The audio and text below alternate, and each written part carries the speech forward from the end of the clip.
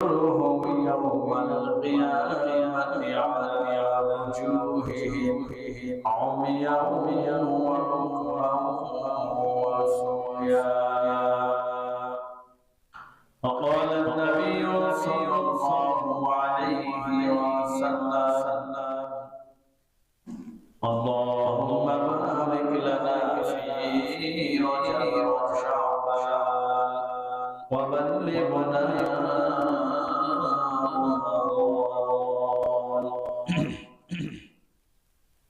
আলহামদুলিল্লাহ, মহান আলামিনের দরবারে লাখো কোটি শুকর যে আল্লাহ রাব্বুল আলামিন আমাদেরকে আজ জুমার দিন আল্লাহ পাকের মসজিদে আসার বসার তৌফিক দান করেছেন।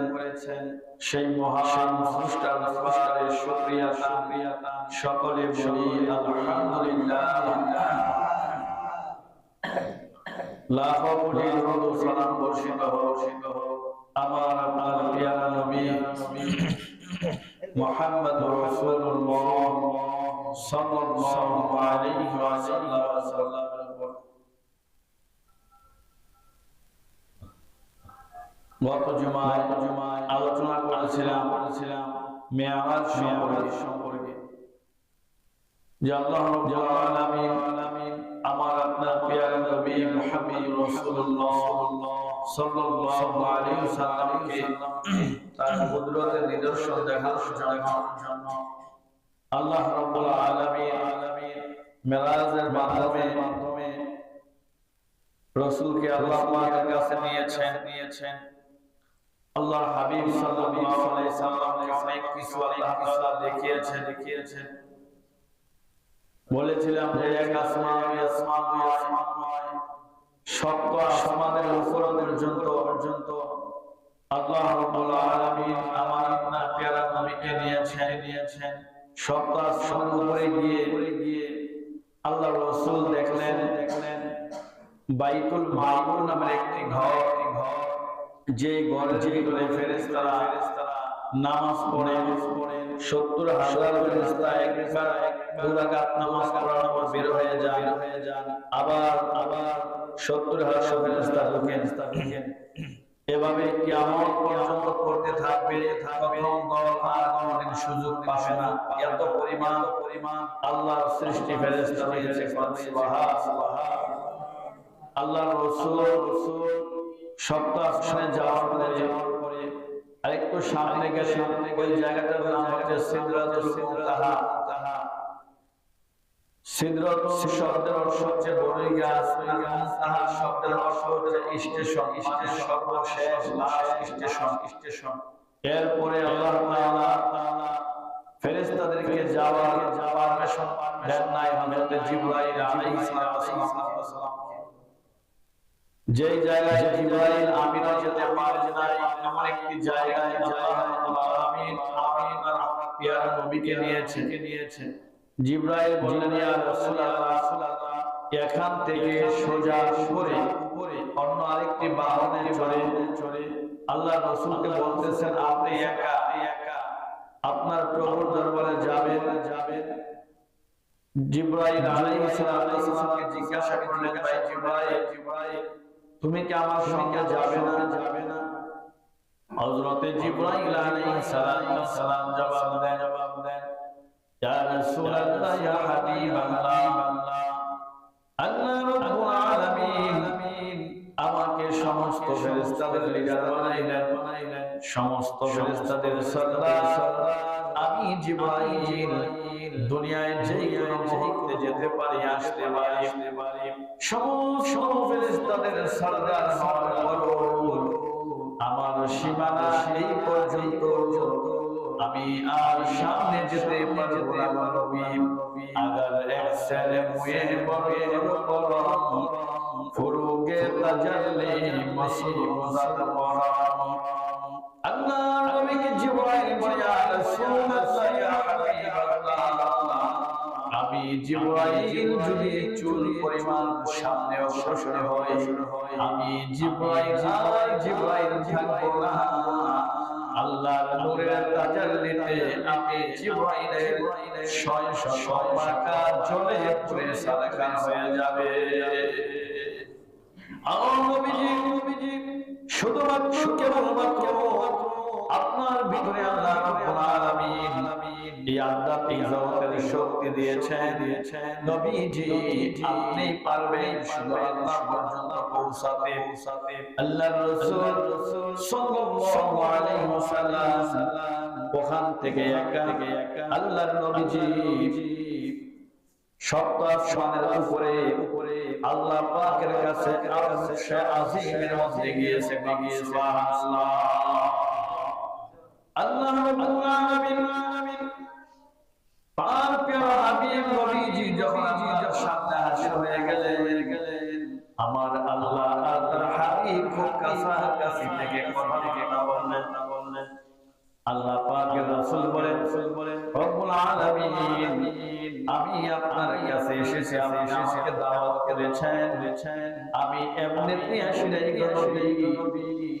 রব্বুল আলামিন আমি নবীজি এমনিতেই আসি নাই, খালি হাতে আসি নাই, আপনার জন্য আমি হাদিয়া নিয়ে আসলাম। সুবহানাল্লাহ।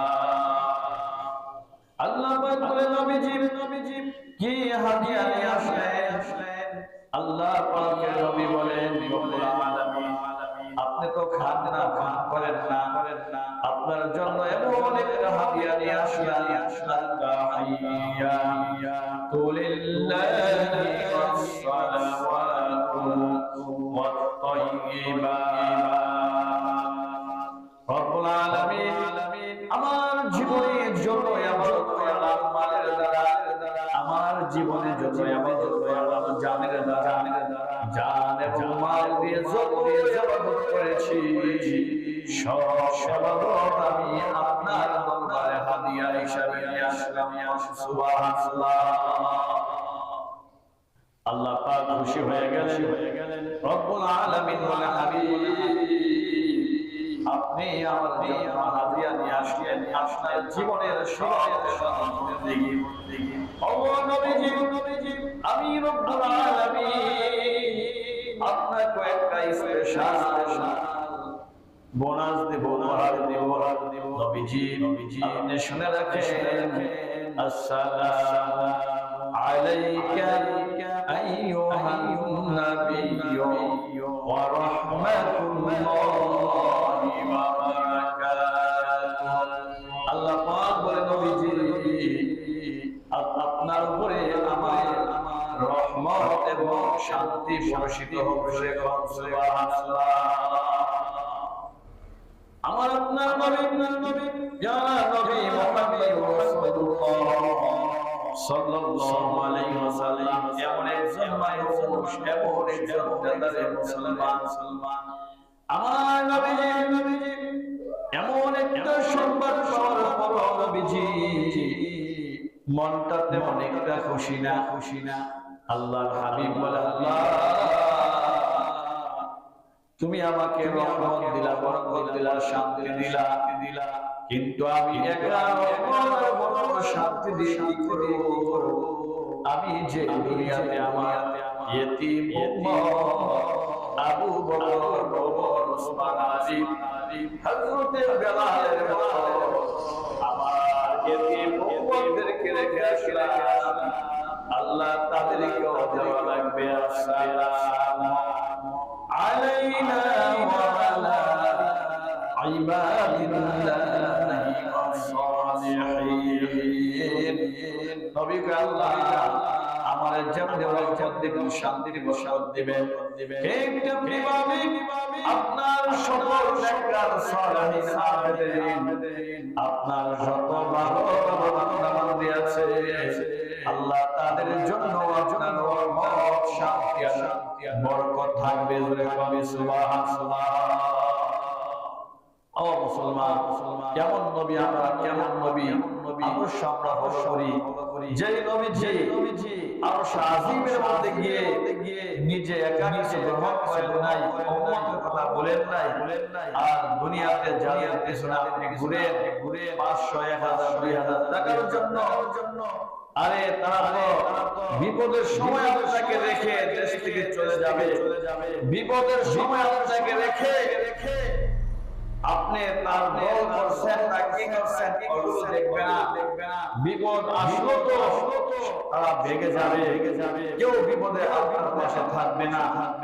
অথবা একটা সাধারণ নেতা যদি দেখবেন একটা উপরে লেভেলে যেতে পারে, একটা চেয়ারম্যান যদি একটা এমপি মন্ত্রী হতে পারে, তার আগেরকার অবস্থায় যে বস্তু বান্ধব ছিল তাদের কথা ভুলে যায়। এমন কি ক্ষমতার লোভে মানুষ আত্মীয় স্বজনকে পর্যন্ত ভুলে যায়, সরে যায়, ঠিক না বেঠিক? অথচ আল্লাহর হাবিবকে যা কিছু দিয়েছেন, 7 আসমান উপরে গিয়েও আমার আপনার নবী উম্মতকে ভুলে যায় নাই। এই নবীজি এখনো উম্মতি করে মদিনার মাটিতে যাইতেছেন।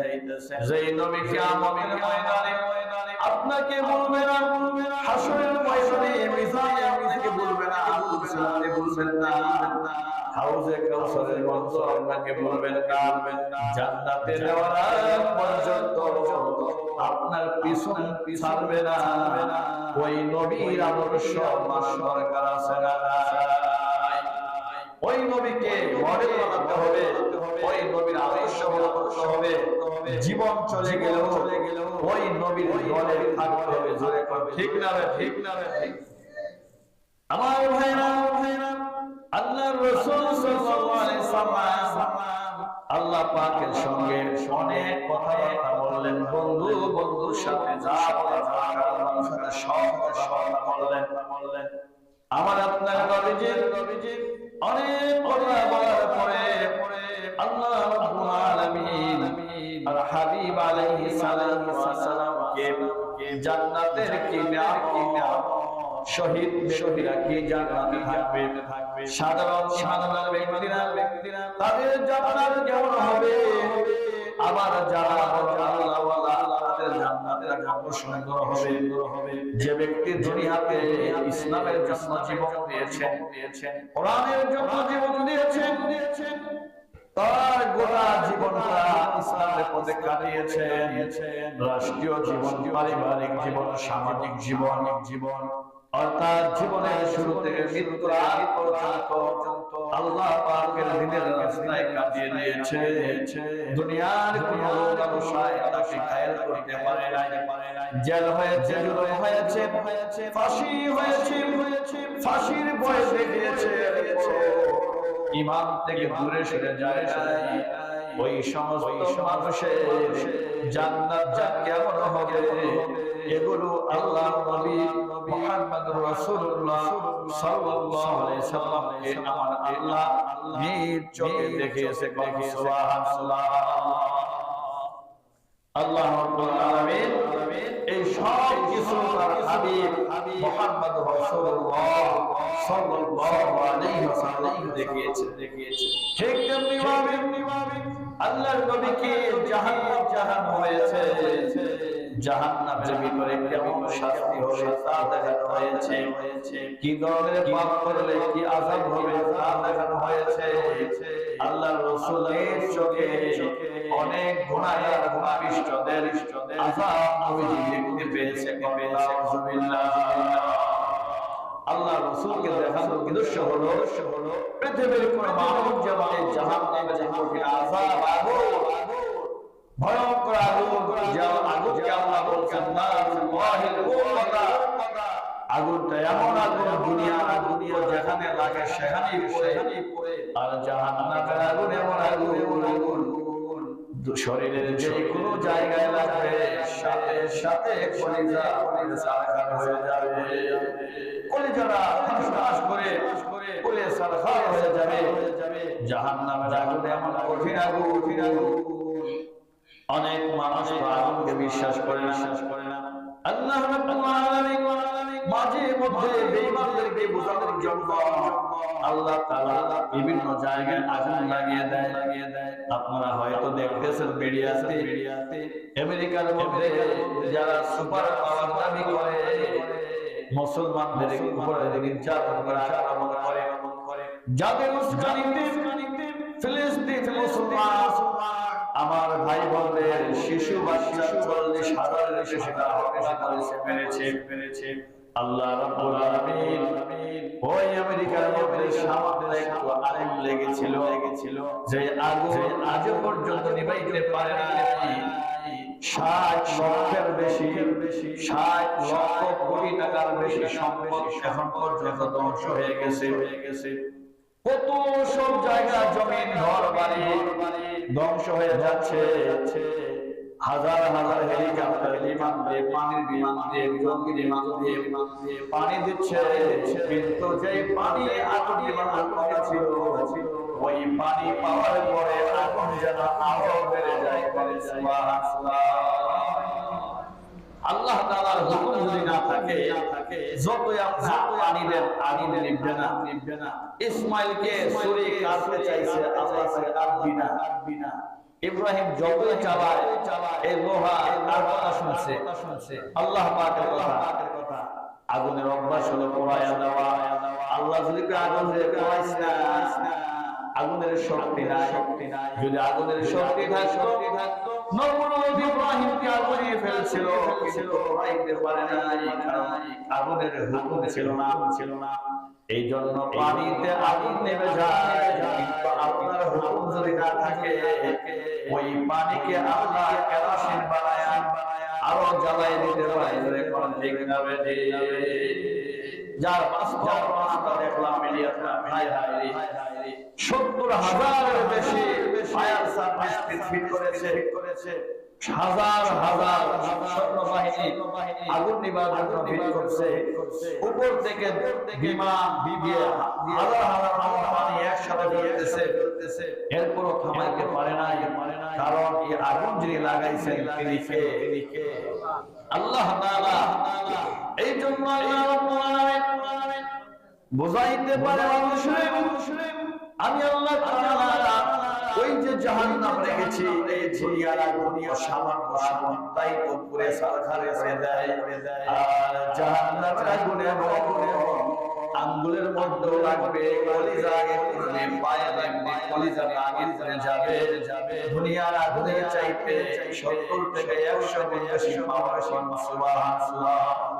আল্লাহর নবীজি জিবরাইলের সঙ্গে রওনা। হঠাৎ করে তাকায় দেখে একদল মানুষকে ফেরেশতারা শোয়ায়া তাদের গালের মধ্যে কলার দিয়ে কাঁপতেছে, একবার পাশ। আর লোকটা চিৎকার করে কাঁদে। আল্লাহর নবীজি বলেন, ভাই জিবরাইল, এই মানুষগুলো কারা? জিবরাইল বলে, ইয়া রাসূলুল্লাহ, ইয়া হাবিবাল্লাহ, এরা হলো এই সমস্ত মানুষ যারা দুনিয়াতে তাদের জবানকে মিথ্যা কাজে ব্যবহার করত। আল্লাহ বলছে এই কথা বল, সত্য বল, কিন্তু সত্য না বলে মিথ্যা কথা বেশি জবানটাকে মিথ্যার কাজে ব্যয় করেছে, যার কারণে আল্লাহ রাব্বুল আলামিন তার গালের মধ্যে করার দিয়ে শাস্তি দিতেছে। ইয়া রাসূলুল্লাহ, এইভাবে কিয়ামত পর্যন্ত তাকে শাস্তি দিতে থাকবে। আল্লাহ নবী আলাইহিস সালাম সামনে যাওয়ার পর দেখতেছে একদল মানুষ এরকম ভাবে আল্লাহ রাসূল দেখতেছেন একদল মানুষ তাদের পা উপরে আর মাথা হলো নিচে, এইভাবে তারা হাঁটা চলা করতেছে। আল্লাহর নবী সাল্লাল্লাহু আলাইহি ওয়াসাল্লাম বলেন, ও ভাই জিবরাইল, এই মানুষগুলো কারা? কেন তারা উল্টা ভাবে চলে?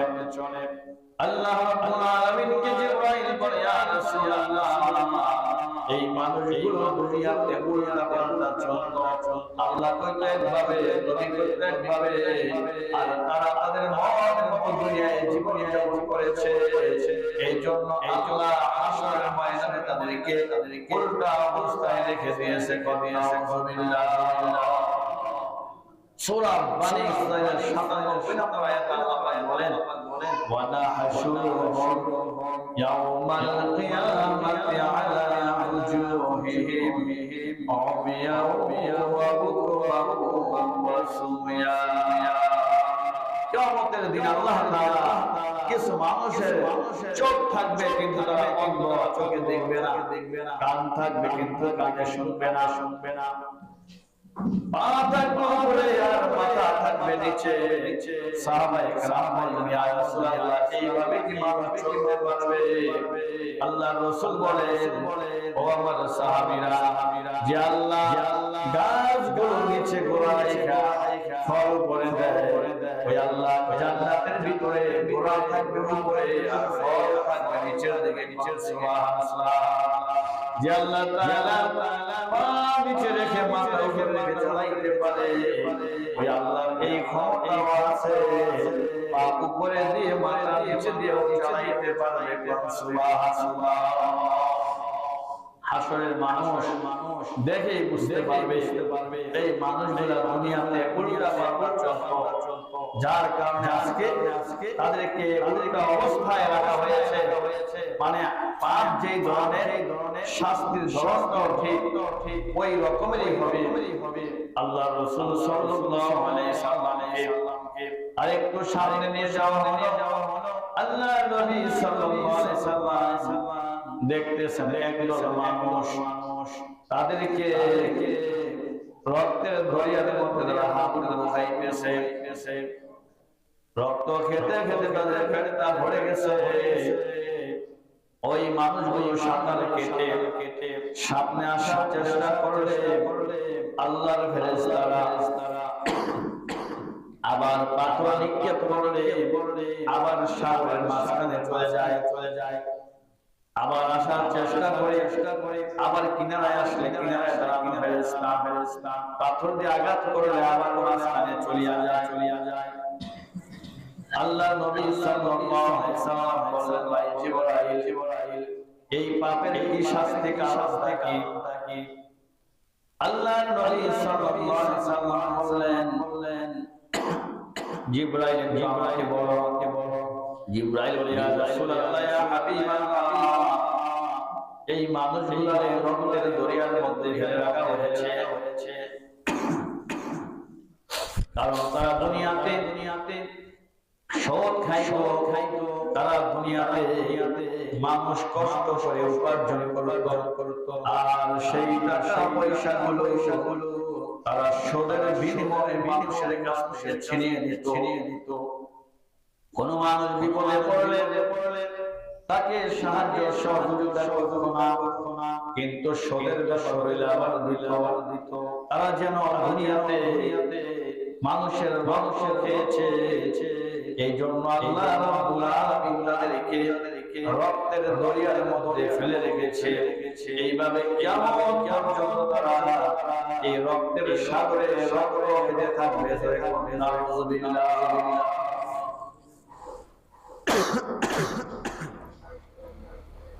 আল্লাহ রাব্বুল আলামিন এইভাবে নবীজিকে অনেক ধরনের শাস্তি দেখানো হয়েছে। আল্লাহ রাসূল আরেকটু সামনে গেলেন, গিয়ে দেখতেছেন একদল মানুষ তাদের পা উপরে ঝুলাইয়া তাদেরকে পিঠের মধ্যে শরীরের মধ্যে কঠিন ভাবে আঘাত করতেছে। নবীজি বললেন, জিবরাইল, এই শাস্তি কেন? বলছে তারা রমজান মাসে রোজা রাখতো না। তারা সুস্থ থাকার পরও বিভিন্ন অজুহাত দেখায়া তারা রোজা রাখে নাই। যদিও রাখতো, তারা সময়ের আগেই তারা ইফতার করে ফেলতো। সময় হয় নাই কিন্তু ইফতার করে রোজা ভেঙে ফেলেছে। এই জন্য তাদেরকে এই শাস্তি দেওয়া হচ্ছে। জোরে করতে আউযুবিল্লাহ। আল্লাহ রাসূল আরেকটু সামনে গেলেন। নবী আমার দেখতে পান একদল মানুষকে আল্লাহ রাব্বুল আলামিন তাদের হাতের মধ্যে বড় বড় লোহার এই নখ দিয়ে তাদের চেহারার বস্তুগুলো তারা নিজেরাই ছিঁড়ে খাচ্ছে। কুকুর যেমন মরা গরুর বস্তুগুলো ছিঁড়ে খায়, এই মানুষগুলো তাদের হাতের নখ দিয়ে তাদের গালের পেটের স্তনগুলো ছিঁড়ে খাচ্ছে। আল্লাহ রাসূল বলেন, ভাই জিবরাইল, এই শাস্তি কিসের জন্য? জিবরাইল, ইয়া রাসূলুল্লাহ, ইয়া হাবিবাল্লাহ, এই মানুষগুলা দুনিয়াতে মানুষের গীবত করতো, শাখায়াত করতো, পরনিন্দা করতো, একজনের কথা আরেকজনের কাছে লাগায়া দিত। এই গীবত করার কারণে আজকে তাদের শরীরের গোশত তারা নিজেরা খাইতেছে। আল্লাহ তাআলা সূরা হুজরাতের মধ্যে বলেন ওয়ালা ইয়াগতাব বা'দুকুম বা'দা আইয়ুহিব্বু আহাদুকুম আন ইয়াকুলা লাহমা আখিহি মাইতা। গীবত হলো মৃত ভাইয়ের গোশত খাওয়ার সমতুল্য। আল্লাহর রাসূল বলেন আল গীবাতু বিশাদ্দু মিনাজ জিনা, জিনার চাইতে বড় ভয়ঙ্কর হচ্ছে চুগলখড়ি করা, পরনিন্দা করা, একজনের কথা আরেকজনের সাথে লাগায়া ঝগড়া জাতির সৃষ্টি করা। এই রোগ আমাদের মধ্যে আছে না নাই? আছে, আছে। এই রোগ যার মধ্যে থাকবে ওই লোক কিয়ামতের দিন তার নিজের চেহারার গোশতগুলো ছেড়ে ছেড়ে খাবে। আল্লাহ পাক বলেন এই লোকটা দুনিয়াতে সে যেন নিজের গোশত নিজে খাইছে, এই জন্য কিয়ামত পর্যন্ত তাকে এই শাস্তি দেওয়া হবে। আমার ভাইরা, আল্লাহর নবী সাল্লাল্লাহু আলাইহি ওয়াসাল্লাম একটু সামনে গেলেন। নবী আমার দেখেন একদল মানুষ তন্দুর রুটির চুলা নান রুটি বলেন, আর আপনি তন্দুর রুটি বলেন। এই যে বাজারের মধ্যে দেখা যায় একটা মটকার ভিতরে দেয়, আর ওই আগুনের তাপে এরকম ভাবে রুটিটা হয়ে যায়। জাহান্নামের মধ্যে অনেকটা তন্দুর রুটির চুলার মধ্যে একটা বিশাল আগুনের গর্ত। এই গর্তের দিকে আল্লাহর নবী তাকাইয়া দেখে শত শত নারী এবং পুরুষ উলঙ্গ অবস্থায় আগুনের মধ্যে ধাও ধাও করে জ্বলছে আর চিৎকার করে কাঁদতেছে। আল্লাহর নবী সাল্লাল্লাহু আলাইহি ওয়াসাল্লাম বললেন, এ ভাই জিবরাইল, এই মানুষগুলো কারা? কেন তাদের এই ধরনের শাস্তি হচ্ছে? জিবরাইল কয়, ইয়া রাসূলুল্লাহ, ইয়া হাবিবাল্লাহ, ওগো নবীজি, আল্লাহ ওই সমস্ত জিনাখোর, ওই সমস্ত ব্যভিচারী নারী পুরুষ যারা দুনিয়ার মধ্যে জিনা করত, ব্যভিচার করত, আল্লাহ রাব্বুল আলামিন এই গুনাহের কারণে আগুনের চুলার মধ্যে তাদেরকে ফেললেন, আর তাদের লজ্জার স্থানগুলো বিশাল বড় বড় আগুনের সাপে কামড়াচ্ছে। আপনারা চিল্লায়া কাঁদতেছে, নাউযুবিল্লাহ।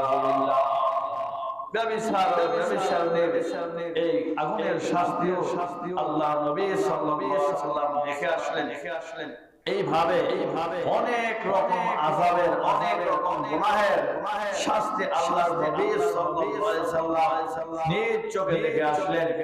আল্লাহর রাসূল বিশেষ করে দুনিয়ায় এসে বললেন, যারা মহিলা আছো তোমরা ওই জাহান্নামের আমি দেখেছি পুরুষের তুলনায় নারীদের সংখ্যা বেশি। তোমরা বেশি করে আল্লাহর রাস্তায় সৎকা করে জাহান্নাম থেকে বাঁচার চেষ্টা করো। সাহাবায়ে কেরাম বলেন, ইয়া রাসূলুল্লাহ, নারীদের সংখ্যা কেন বেশি? আল্লাহর রাসূল বলেন, নারীরা আল্লাহকে গালি দেয় বেশি। আল্লাহকে গালি দেয় বেশি। মনে করে একটু বাচ্চা অসুস্থ হয়, মরার আল্লাহ কি আর সহে দেয় না? আমার ফলার এই সহে দেয়, এরকম বলে না? দান শুকায় দিয়েছে, দেখা যায় হঠাৎ বৃষ্টি। আল্লাহরে গালি শুরু করে, গালাগালি। এই জন্য মা বোন যারা আছেন বেশি আল্লাহর সাথে তওবা করে, আর ওই জাহান্নামের কঠিন যে আগুন, সে আগুনের কোনো তুলনা হয় না। দুনিয়ার আগুন তো খারাপ করে দিচ্ছে আমেরিকা। এই জন্য ওই জাহান্নামের আগুন নবী দেখছেন, শাস্তি দেখছেন। এই জন্য ওই জাহান্নাম থেকে বাঁচতে হলে আমল করতে হবে। আল্লাহ রাসূল মেরাজে গিয়ে আসার সময় আল্লাহ কি হাদিয়া নবীকে দিলেন, কয়েকটা নামাজ দিলেন, কিভাবে দিলেন, আমরা আগামী জুমায় ইনশাআল্লাহ আলোচনা করব। এর মধ্যে রেখে দিলাম। একটা হাদিস আমরা বলবো যার কারণে আল্লাহ রাসূল রমজান আমাদের সামনে আসতেছে প্রায় 1.5 মাসের মতো বাকি। আল্লাহ রাসূল এই রজব এবং শাবান 2 মাস আগে থেকে আল্লাহর কাছে দোয়া করেছেন, আল্লাহুম্মা বারিক লানা ফি রজব ওয়া শাবান ওয়া বাল্লিগনা। আল্লাহ তাআলা তুমি আমাকে হায়াত বৃদ্ধি করে দাও, আমাকে হায়াত দাও, আমি যেন রমজান পর্যন্ত পৌঁছাইতে পারি, রমজানে ইবাদত বন্দেগী করতে পারি। এইভাবে দোয়া করতেন। এই হাদিসের দ্বারা বোঝা যায় যে আল্লাহর কাছে হায়াতের জন্য দোয়া চাওয়া, আল্লাহর কাছে হায়াত আল্লাহ বৃদ্ধি করে দাও এই দোয়া করা, এটা জায়েজ আছে। কি আছে? কেন জায়েজ আছে? ইবাদতের জন্য নবী কি দোয়া করছে দুনিয়াতে অনেক সম্পদ কামাইবার লাগে, তার দোয়া করছে আল্লাহ আমার হায়াত তুমি বৃদ্ধি করো, রমজান পর্যন্ত যেন আমি বাঁচতে পারি, আর এই রমজানে যেন আমি বেশি বেশি ইবাদত করে দুনিয়া থেকে বিদায় নিতে পারি। এই জন্য হায়াত বৃদ্ধির জন্য দোয়া করা জায়েজ আছে। ইবাদতের স্বার্থে দুনিয়ার স্বার্থে দোয়া করা এটা ঠিক না। আমরা তো দুনিয়ার স্বার্থে বেশি থাকতে চাই। এক মুরব্বি ওই আমার খবর লাগলো না, মায়ের আসতাম না, কি হয়েছে দাদা? নিয়ত করছিলাম নাতিটা যদি বিয়া করতো, নাতি বড় দেখতে এই লোকে বাইচা রয়েছে কি লাগে নাতির বউ দেখার লাগে। আর নবীজি দোয়া করছে কিসের জন্য? হায়াত বাড়ায় দাও ইবাদতের জন্য। আরেক লোকে কয় হায় রে মই ওখানে শান্তি পাইতাম, বাড়ির পাশে একটা জায়গাতে কিনতে পারতাম তাইলে মই অশান্তি পাইতাম। হ্যাঁ বাচ্চারা জিজ্ঞাল লাগে আরেকটা জায়গা কিনার লাগে। কেউ বাচ্চা রয়েছে ফলানা বিয়া করে দিয়া মন হয় যায় ফলানা বিয়া দিলে ব্যস্ত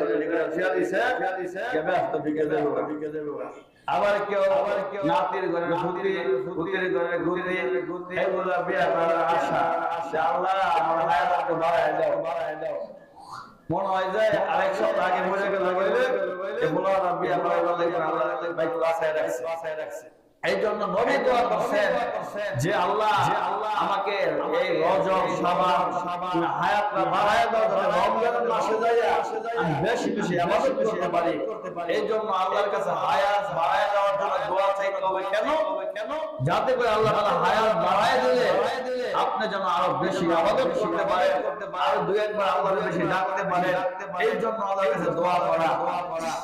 আর যদি মনে করেন যে আল্লাহ আমি আমার একটা হায়াত দাও যাতে করে আমি আরো বেশি টাকা পয়সা কামাই করি, আমার এই দোকানটা যেমন সাজাইতে পারি, অনেকেই ভাবে দোয়া করে যে আল্লাহ তুমি আমার একটা বছর হায়াত দাও, আমি একটু গুজগাছ করি।